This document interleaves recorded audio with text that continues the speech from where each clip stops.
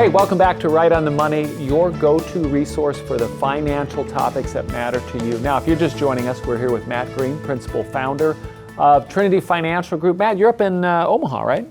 You bet, the great state of Nebraska. You know, folks, this is a topic you are going to have questions on because Social Security, every one of us, it affects us if we're working and contributing, right? Absolutely. So often it's overlooked, and especially for high net worth investors, they tend to just kind of, put it downplayed, if you will. But there's tremendous opportunity. With Social Security, we contribute in, and there are benefits even if you didn't contribute, right? But so you've got this choice you can make, which is you can take it at any point during an open window. And I'm going to just say open window. I'm not going to throw hard numbers because they change. And it just depended upon your date of birth, and there's different timing. But for the most part, you've got this window. Starts ballpark, I'm going to say around 62, right? Correct. And then you can go as late as 70-ish. That's 70. correct, yep, age 70. Okay, so max age. You've got this choice. And this discussion that's out there, this is like Pepsi versus Coke almost, like take it early. If you go to your local coffee shop, or if you ask anyone, they'll have an opinion on this. Their uncle did this or their aunt did this and it worked out this way. And so what we're making the case for today is that there are a ton of financial factors that determine when you should do this. And if you're a high net worth individual, you have opportunities that other people don't. And so the case for taking it early is what you said before. I love what you said before, success to significance and the ability to do this.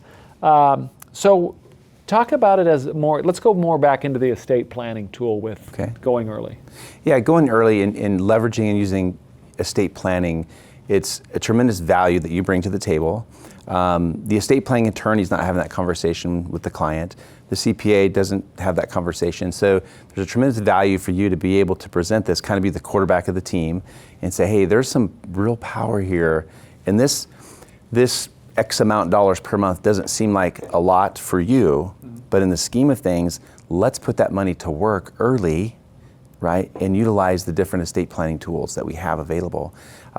There's also, I've had clients where they've taken and used that Social Security to fund either a traditional long-term care insurance policy or a long-term care insurance policy, kind of a hybrid life insurance policy. So we use them from that perspective as well too. Health. Talk a little more about how that factors into this. Yeah, in all the analysis we've done over the years, there tends to be an age, right, around 80 to 81.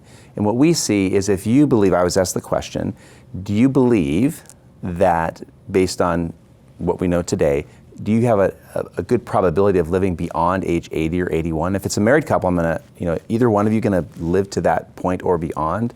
And if they're saying, yeah, we think one of us will, well, that has that conversation. Well, maybe we want to delay one or both benefits, right? Or if they answer that question, they say, well, family history, none of the men in my family lived to be, 70. I mean, whatever the conversation, whatever they might say, we want to make sure we're listening well, because that could be the determining factor. Well, hey, you know what? If we take it early, these are our options using awesome estate planning tools. So. And if you take early, like there's full retirement age, and if you start earlier than that, the benefit's a little bit smaller, and if you wait, it can grow. But you're kind of rolling the dice. You really are, and what you're rolling dice on is how long are we going to live? Well, we don't have that crystal ball. How do you answer the question? Because this has to come up. People ask about solvency of Social Security. All the time. We get the question all the time. Of course, our media, pounds that out. A lot of fear out there. And while it's true that about the year 2035, the Social Security trust fund, if you will, goes to zero. Okay. Now, just because it goes to zero doesn't mean it goes away. And that's what people hear. Oh, it's going to be gone. It's broke. It just, there's a reduction in your benefit. And current projections, it's around 20 to 21%. The benefit's going to be decreased. Okay.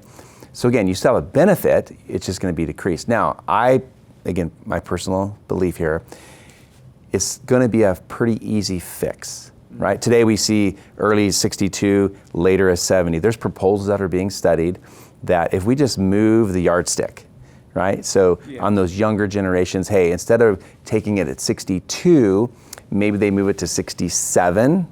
They take Medicare at 65, move it to 67, and then maybe 73. Yeah, We're yeah. living longer as a society. Life expectancy is going up. It just makes sense. Yeah, and that in itself solves that issue of solvency. I like or taxation of Social Security is another one. So I have those conversations with clients and kind of talk them off the ledge, if you will. So just to recap, so the case for going early, a person needs to look at their health. But if you're high net worth, and you now have this additional asset that you can do a lot of really cool things with. Yeah, I call it lazy money. You have this money that's available to take, and then again with the high net worth individual, we're looking at those life insurance opportunities. Like, hey, we could really leverage this money right now if you took it early, and the power of that, they get it. Like, they see the numbers, right? And they're like, wow, that's a tremendous benefit. So you could really build a significant inheritance, maybe even generational wealth with this. we talk a lot in the practice about going from success to significance, right? People come to us, they've been successful, they dot the I, cross the T, they have this wealth, and now how do we make that, what does significance look like for them, right? It's different for everyone, but maybe it's that legacy, leaving a legacy, being able to fund future generations of college. We've done a lot of cool things over the years, and where we've helped that client and that family go from success to significance. We're going to make the case in the next segment for why you should put it off as long as you can. So you do not want to miss that. So remember this, do me a favor if you get a chance, squeeze the like button, click subscribe. That way you will not miss a single episode of the show. We will be right back here in a moment with more Matt, and we'll see you then.